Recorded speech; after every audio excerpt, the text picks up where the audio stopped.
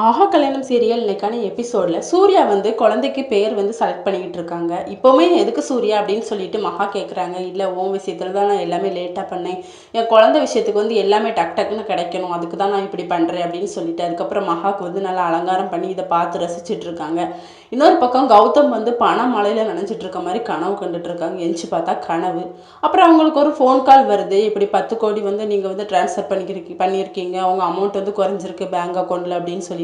இதுக்கெல்லாம் காரணம் அந்த ஐஸ்வர்யா தான் இருப்பா அப்படின்னு சொல்லிட்டு கோவத்தில் ஐஸ்வர்யா கிட்ட போய் கத்துறாங்க.